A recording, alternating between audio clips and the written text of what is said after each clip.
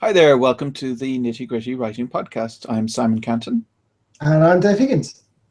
And this evening we're going to be talking about books we love. But before we do that, we'll do our usual weekly roundup or bi-weekly, 2-weekly roundup now. Dave, would you like to go first? Yep, okay. Well, it's been 2 weeks, so 2 episodes of Seven Stones planned, published, and doing relatively well, so that's good. I've had some more clients for my editing and so forth side of my general writing business, so that's been pleasant, but has obviously reduced the amount of time I had for my own projects. But did I mention last time that I managed to crack the problem with the short story I was trying to write? Yep. But, yeah. So I've cracked that. So that's sorted and come together. So I've been finishing more of that. So that needs a little bit more work, and then that'll be ready to submit, which fingers crossed will be accepted. And what else have I done writing-wise? I think that might have been it. That's it. Cool. It's quite a lot. For me, I have been editing Blood Cruel, which is my vampire book. And I was debating whether to so the bundle fell through, the horror, fantasy, supernatural bundle. So I was then thinking, okay, well, I've got a release in October, November, and December. So either I release it in September, which is now pretty much, or I wait until January. So I was thinking, well, maybe it'd be smart to wait until January. But at the same time, I got to the end of it, to the end of editing it, and went, well, this is, I think, pretty good. So I just want to get it out and see what people think. And the whole point of writing both this and the post-apocalyptic was that this was meant to be my new strategy of only writing sequels when people want to read the sequel. So thinking like a traditional publisher, don't write a bunch of sequels to things that no one's reading because they're not interested. So I got to the end of this book. I guess it's a spoiler if you think of reading it, but not a major spoiler. It's a kind of a teaser. Is that the main character is standing somewhere, and a middle-aged woman comes up to her and says, "Are you the host of Loki?" She gets the god Loki as her god. "Are you the host of Loki? I hear there's a war coming." And then, so I wrote that back in May or June. So I read that and went, oh, I want to know what the sequel is. Like, I want to read the sequel, so I need to write the sequel. And then went, no, I need to stop doing that. I need to stop pushing myself to write things that no one wants to read. I need to figure out if people want to read it first. So that being the case, I'm going to bring it out in September, which means I'm pushing myself to bring that out. To be for pre-orders, if I'm going to have a pre-order for the 10th of September, then I have to upload it on Wednesday. So no pressure. Yeah. So that's one thing. The one thing I wanted to mention, that the writing tip I found out actually the last couple of weeks is readers, every time they read, if you're writing in third person, every time they read the main character's name, it disassociates in their brain, that disassociates them like slightly from the main character. If they read he or she, it's almost the same effect as reading a first person book where it's I did this, I did that, where you feel like you're the main character. So if you want your readers to identify with the main character, use the name of the main character as little as possible. Obviously, you can still use it to avoid confusion.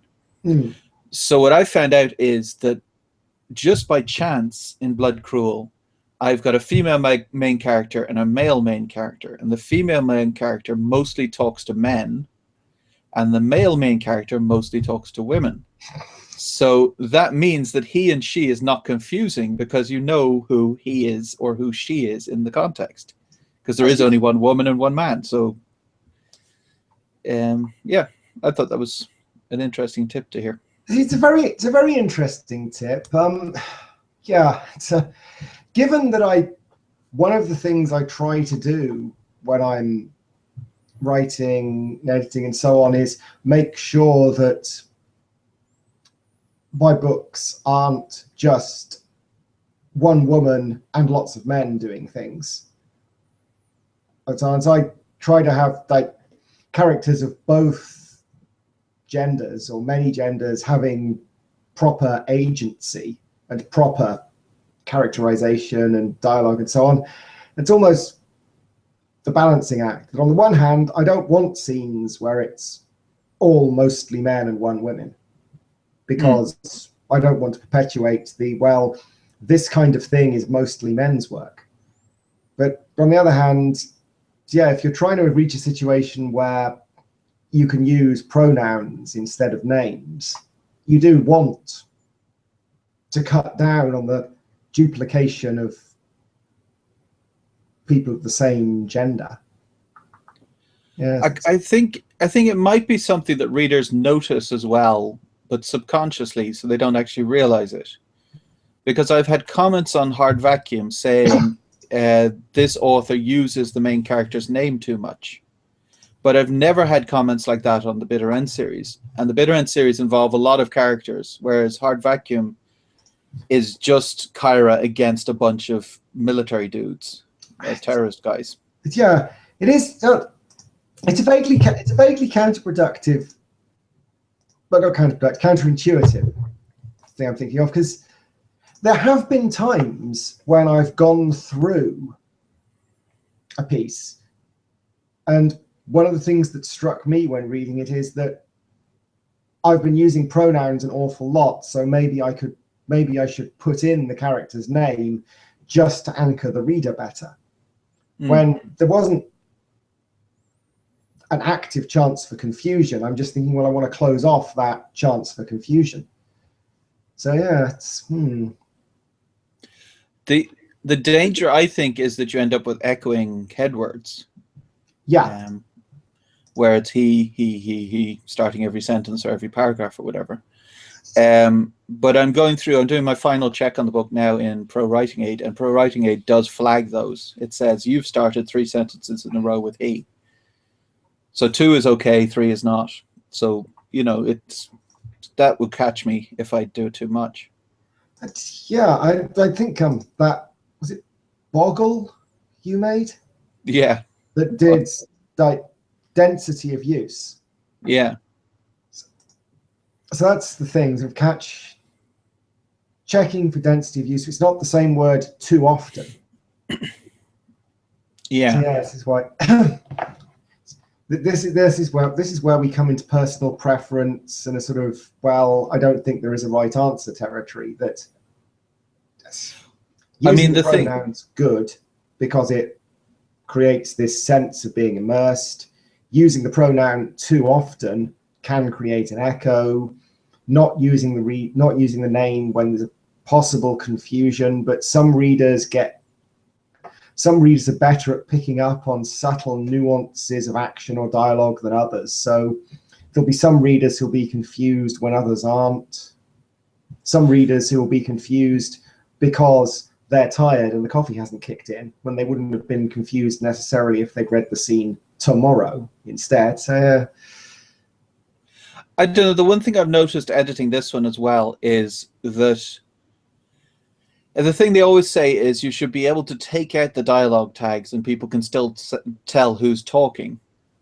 And I've noticed that I've been taking out a lot more dialogue tags in this book than I would have done in a previous book of mine, where I'm going, no, you can tell who's talking. You can tell exactly who's saying that. It's like that. It's not a matter of confusion. That for example, Loki says things that no one else could be saying. There is no way for them to be saying those things. So anyway, yeah, that was kind of a interesting little tip that I picked up. So hopefully Blood Cruel will be coming out 10th of September. I haven't put in the pre-order yet. I'm going to wait until I have the book 100% finished first. Yeah. Oh, one other thing. It's been 2 weeks, so there's lots of things. Hard Vacuum, I showed off the covers, the old and the new. That doubled the amount of downloads for that book. Ooh. Went up 100%. Kind of good. Yep. So that just shows you, which we've said often enough, that a good cover gets people to read things. Cover does make a difference. Yeah. Grant, so we'll go on to our books we love. And why don't you start, Dave? I'm going to pick the first one. Yeah, well, my real problem here is that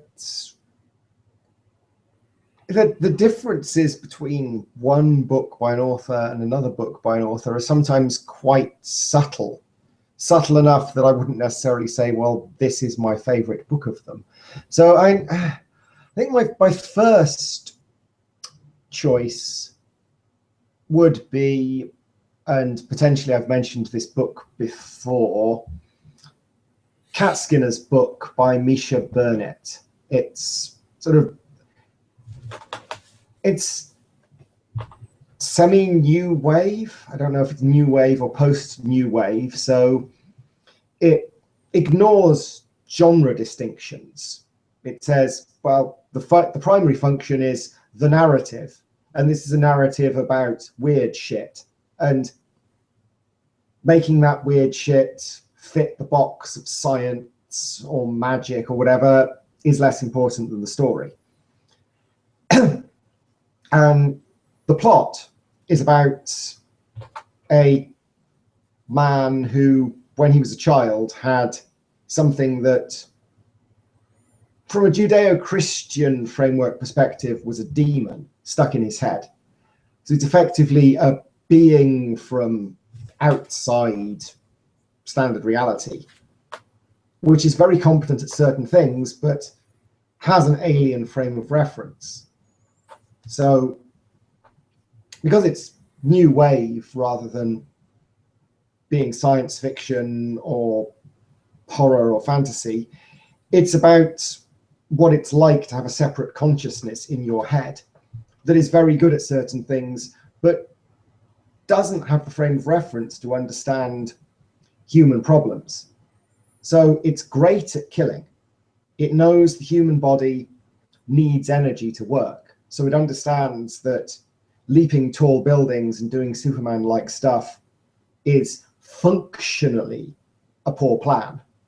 But it doesn't understand that killing someone because they're a threat is going to cause social problems. So it's partway between psychological investigation of what it would be like to have a really different view of reality and a rip-roaring sort of urban fantasy. There's magic, there are secret conspiracies. So I really like it for both things because I love a good rollicking fantasy, and also I love something where the characters are actually detailed and nuanced and are something that I've never experienced, but I can see, well, if I were in this utterly different situation, potentially that's how I might act, or potentially I'd act differently, but I can see how you'd make that decision and I can see how the consequences stem. So it's kind of two things that I like stuck in one package. Cool. It was just, as you were speaking, it was reminding me, it sounds like it might be similar in tone to your Beauty in a Takeaway Cup book. Somewhat, yeah. I need to finish my pass on that because I've cracked all of the problems that people said that they had in a way that doesn't add problems that some people highlighted. So I think I found a balance between all the feedback I got on it, but it needs that going back and turning it from okay, I've bolted all the parts together to make a working prototype into something I can actually try and sell in shops, to make a vacuum cleaner analogy. Yeah. So yeah, that needs work. I know it's might be darker slightly. It's Misha's or yours? Here, Misha's. Yeah, he's Yeah. If you found, I think people who found Hellraiser to be something that they just couldn't watch would find Cat Skinner's book to be a little bit too edgy. But it's much like artistic nudity. None of the ick in it is unnecessary. There's no, I've put this in for the shock value, aren't I edgy? It's all that. This is all very much about character and narrative. It's just, it accepts that if you're talking about things that aren't human, sometimes they will act in ways that don't fit human morality. And what would that mean for a society that contained them? So it's, I hesitate to say edgy because that makes it sound more sort of flash than substance. I think the title would tell you if you don't like icky stuff to stay away from it. And yeah, the title it the title is, well, the title has several layers, which explaining would potentially spoil bits of the book. But yes, the sort of that top image of skinning a cat is a good sort of, like, it's got the kind of skinning a cat thing, but also book, which is a more intellectual exploration thing. So it is that tension between moving outside of human morality and intellectual investigation. So I think it would appeal to several different kinds of reader, in that it is a rip-roaring adventure of a slightly darker edge, and it's an interesting character-driven exploration of what it would be like to have magic if you accept that magic is actually fundamentally taking the rules of reality and taking a wrench to them. So if you had the power, but that power meant breaking the rules, what would it be like? So it's a good, fun book. Cool. My first one, anyone who follows me will probably be bored of me mentioning this book at this stage, since I've mentioned it over and over and over. But The Stainless Steel Rat Gets Drafted was the book I read that made me want to be an author. And the reason was it's not a work of massive, literary science fiction, literary fiction kind of that will change your life or anything like that. It changed mine, but I mean, most people will read it and just go, well, this is an action sci-fi with some comedy in it. But I read it and thought, this is the kind of book I could write.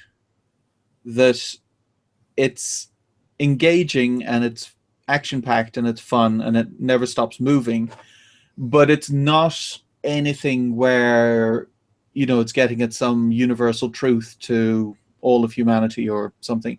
Like 1984, when I read 1984, I never thought, oh, I could write that.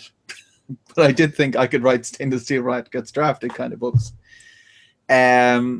Which is reflected then in the books I've been writing. They are kind of actually entertainment books.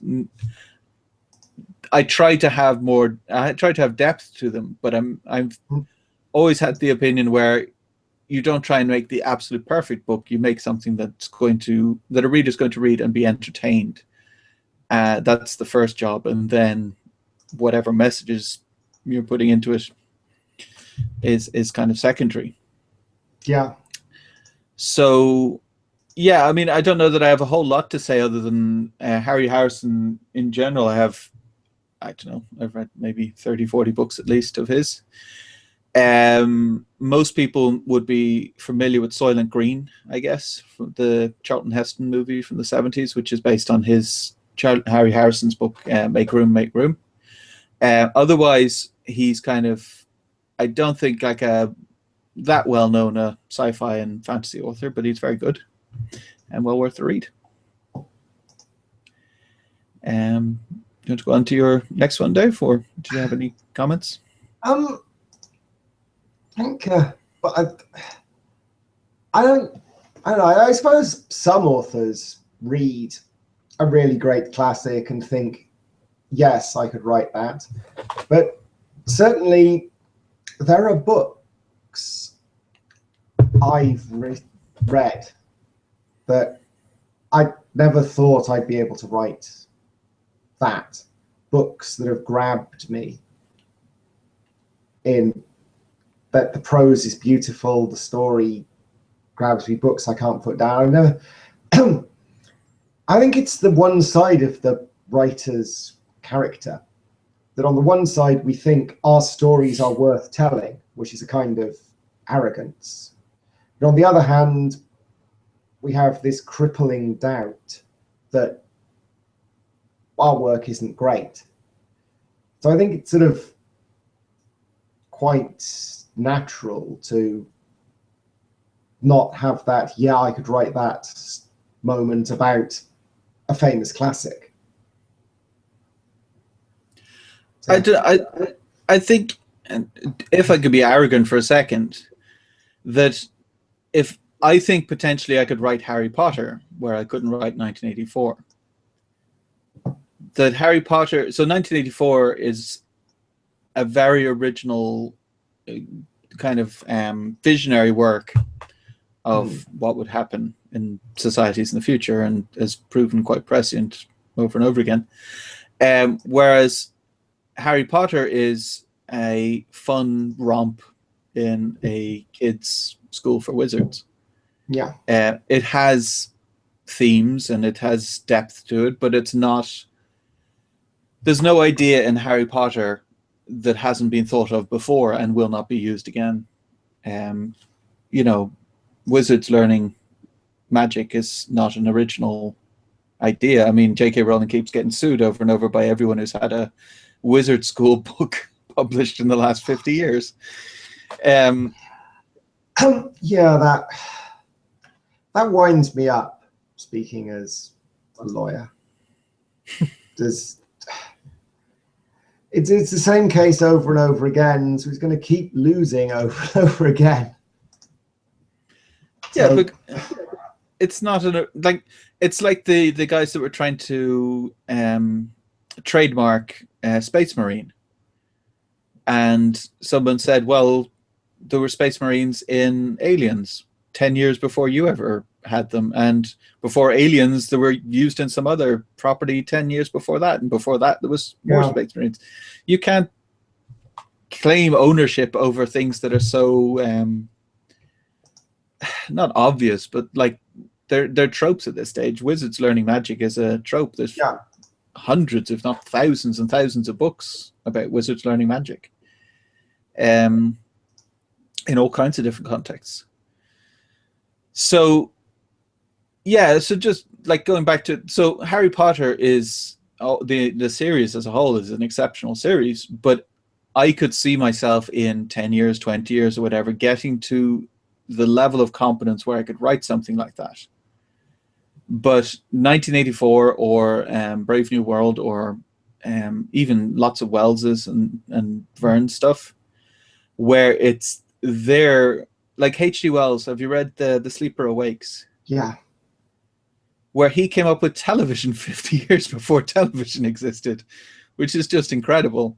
And he came up with it. So in The Sleeper Awakes, there's a studio where they're facing a mirror and the mirror bounces their image up which then bounces the image to lots of other mirrors and mirrors it off around the city, which bounces down into people's living rooms, and they can see the studio image on a mirror.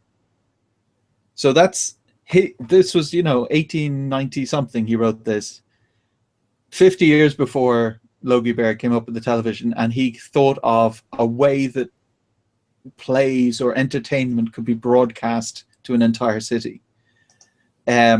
I don't think I could think of what we're going to have invented in 50 years' time. Obviously, he was not exactly right.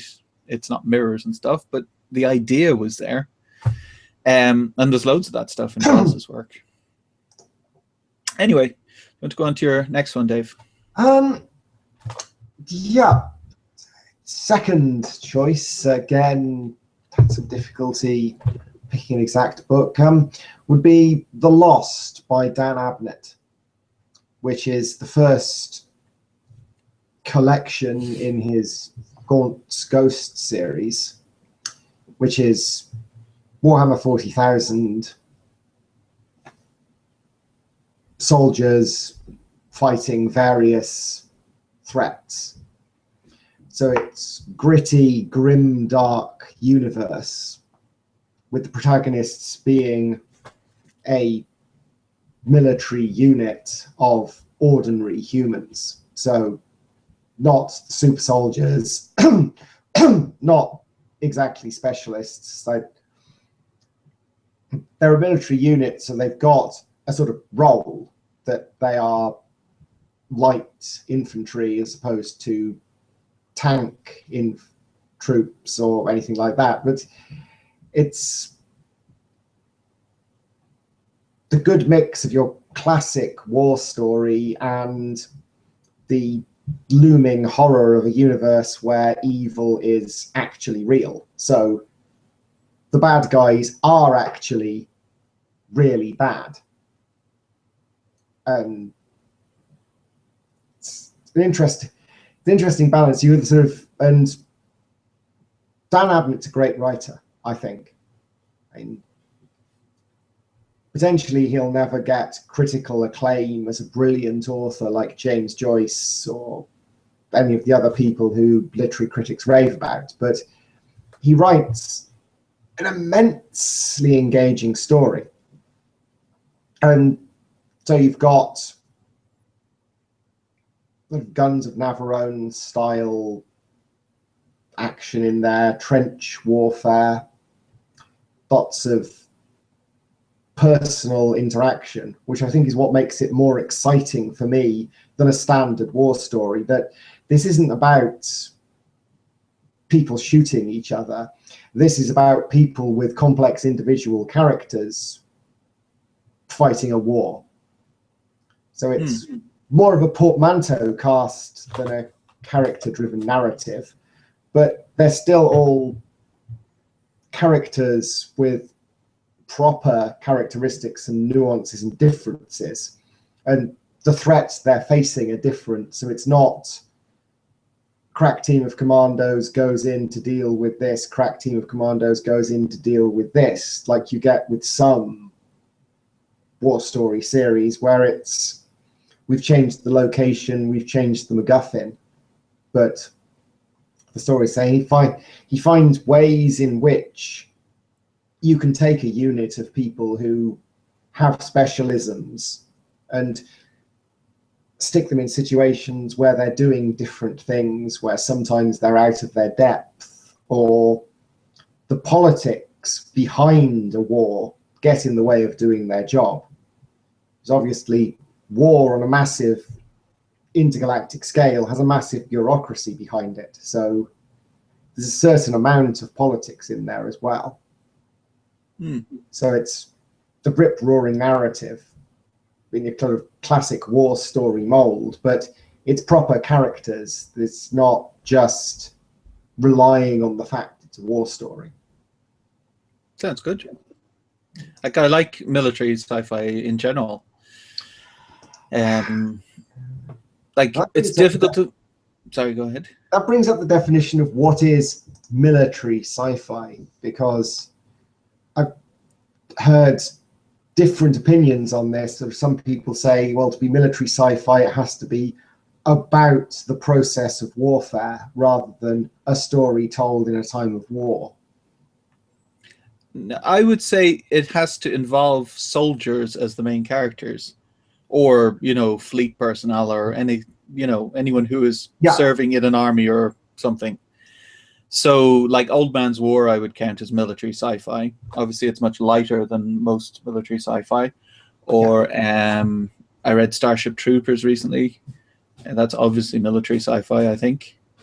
But that is very different from Midshipman's Hope, for instance.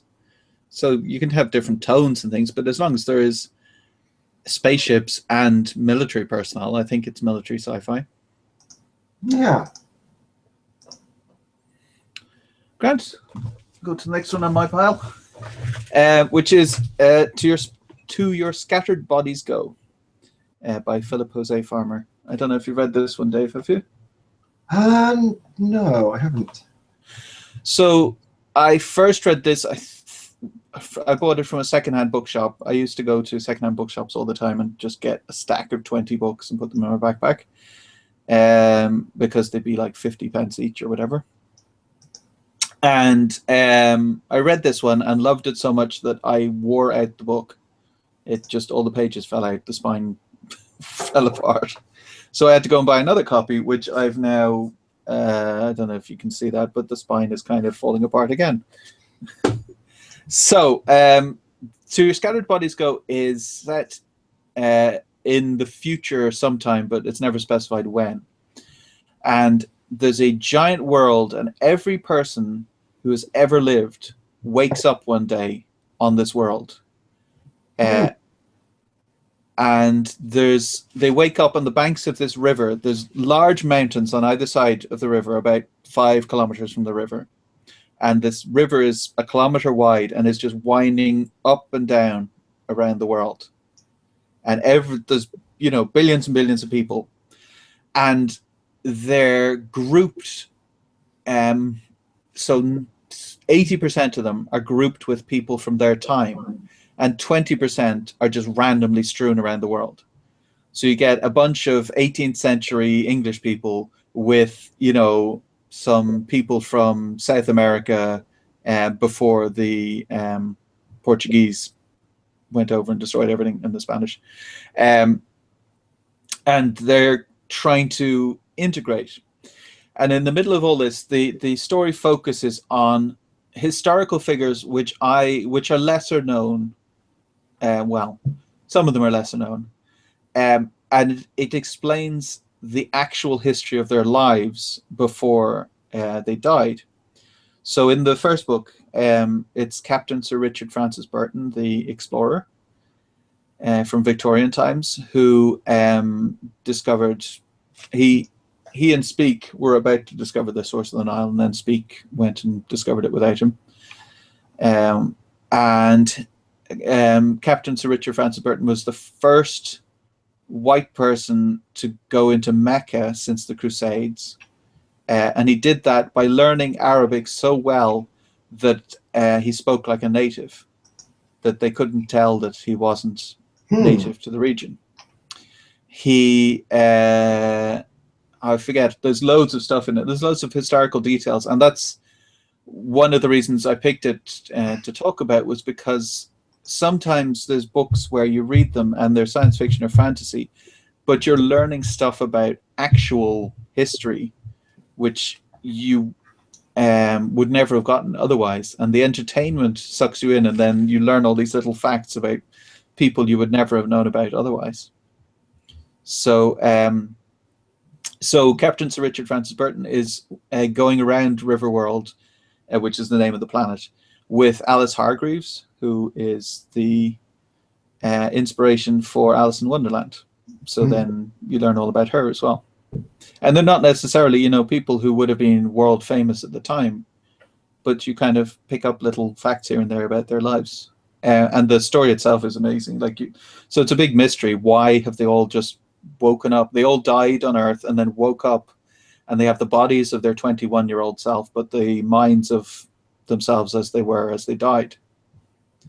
So yeah, it's kind of a mystery. Why are they there? Who's brought them back? All that kind of stuff. So that's a really good series. That does sound exciting. Yeah, it's really cool. The first book is, as you can see, it's really thin. It's quite short, and then they get quite longer from there. The second book then focuses on Mark Twain as the main guy, and I think there's 4 or 5 books in the series. 4, I think. And they have to kind of, there's lots of different mysteries, so I don't want to spoil anything, but it's really worth reading. I've read it, as I said, I've worn out one book and I'm wearing out a second book. I've read it like the first one probably half a dozen times at least, and probably 3 or 4 times for the new one. And it's short, so it only takes a few hours to read.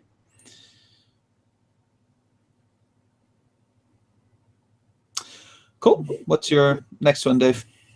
My next one is, it's the one that was causing me to most rack my brains, and like having the extra week to think about it still hasn't let me work out an answer to this. That my favorite type of book is Lovecraftian mythos. So cosmic horror, Cthulhu, that kind of thing. But picking one book from the whole of that would be my favorite. I don't know, I like Lovecraft's ideas, but his characterization isn't always perfect, and his prose isn't always brilliant. It's finding the one. So I finally settled on Black Wings, which is an anthology put together by S.T. Joshi, who is one of the leading Lovecraft scholars. And I picked it because it fits the bit. The collection is built around the bit of the mythos that I like the most. The idea of cosmic dread, that the universe isn't actually a nice, safe place that loves humans and isn't actually out to kill us. So instead of the standard narrative of the heroes have one view, there is an antagonist who wants to stop them for their own reasons. Cosmic dread is about, well, there are these powerful beings that have plans, but potentially they don't notice us in the same way. So it's not that the heroes are fighting against aliens or monsters who want to kill them or eat them. It's that the heroes are fighting against aliens and monsters that only notice them in the way that we'd notice ants getting into the kitchen. So if you attract the attention of these creatures, potentially it turns into a fight. But the alien monsters aren't killing us because they hate us or because we're really getting in the way of what they're doing. They're killing us because, well, they don't really care about our existence, so we're an inconvenience. This idea of the universe not being fitted for us, but they're not actually being a thing you can push against and say, well, it's because there's evil. But it's not evil. It's not any more evil than us putting down slug pellets.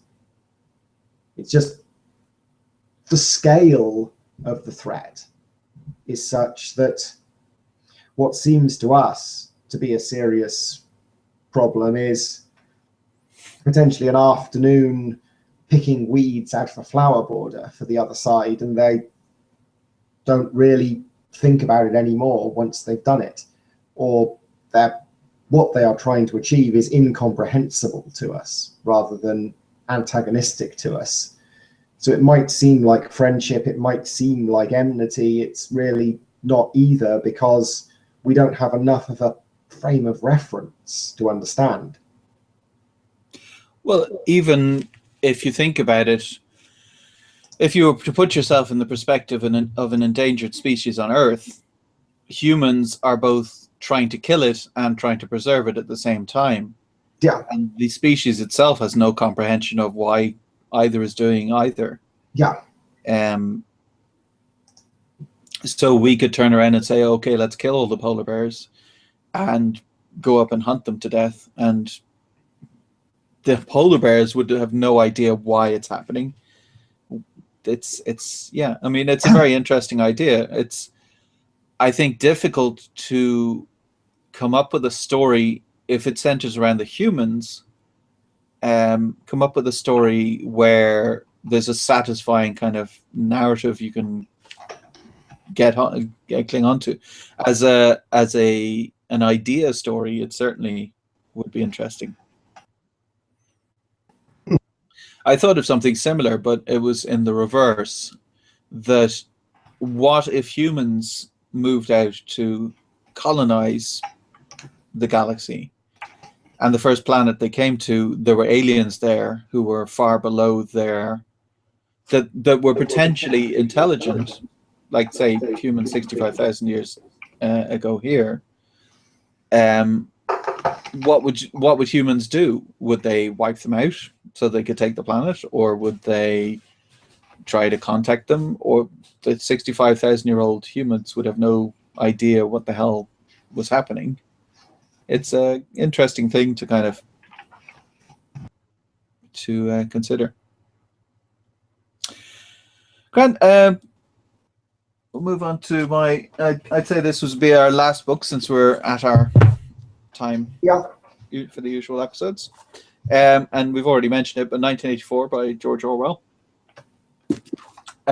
which is another book I've worn out and had to rebuy. So, and I got a really nice copy actually now. It's got a cool cover on it, but it's nearly worn out as well. It's a book. 1984 is a book I reread. I first read when I was probably 15, and I've probably reread it every 2 to 3 years since. So 25 years of reading the same book. That it's one where it manages to combine a very believable and yet scary society, which we've seen happen over and over and over, where people will believe things that are patently not true and follow, leaders despite the evil that's being done to them. So it's got a very realistic society, and it's got a very gripping story, a narrative story to go with it around the main character. Which, like, I've read everything by George Orwell except for the Keep the Apodistra Flying, which I keep meaning to read, but I never have. People say it's not as good as his others. But yeah, it's just a shame that we didn't get more books from him, really. So I'm guessing you've read 1984, Dave. Several times, yes. It's good.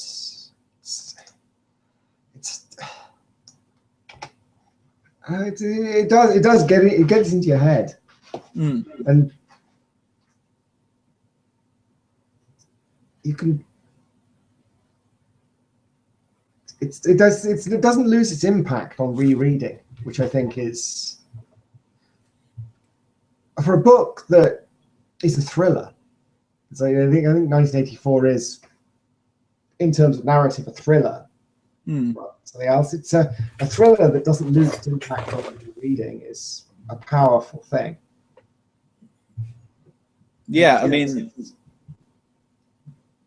it's practically infinitely rereadable, at least to me.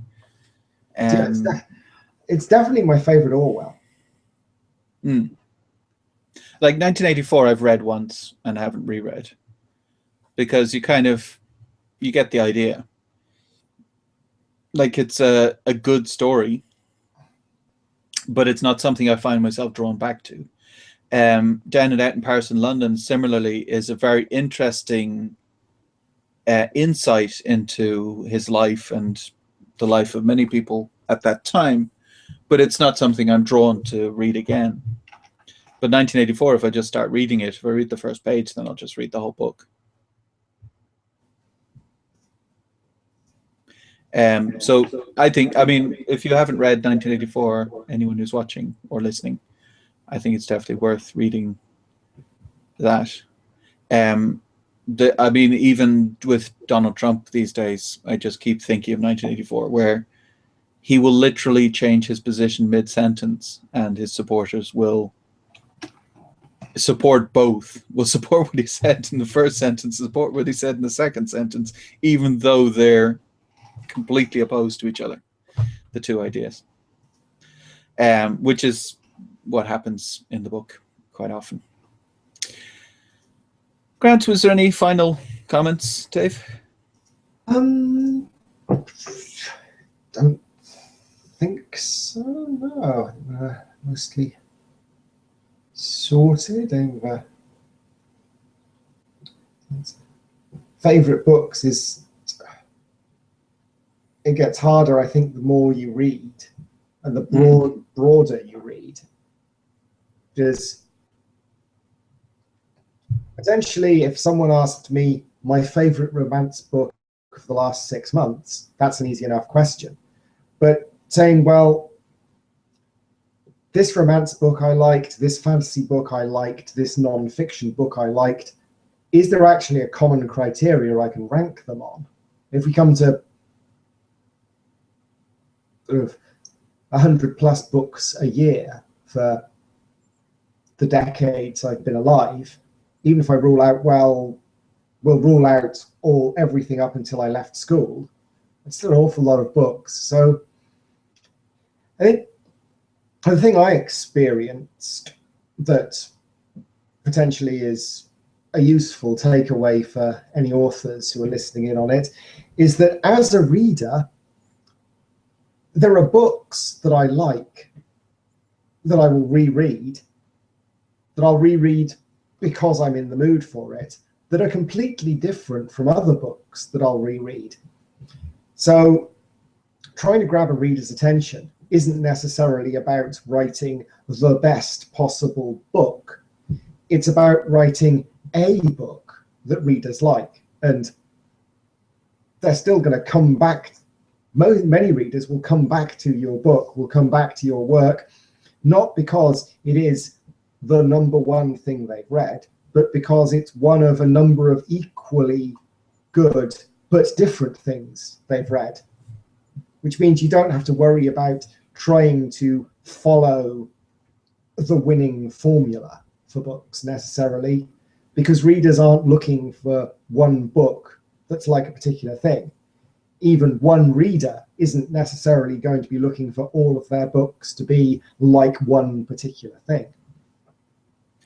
Yeah, I mean, even it's to your detriment. Like, I was watching a thing with a music producer, I forget who it was, and they were saying that when Lil Wayne became popular in the rap industry, then he kept getting 10 tapes a day or 10 CDs a day with people who sounded exactly like Lil Wayne.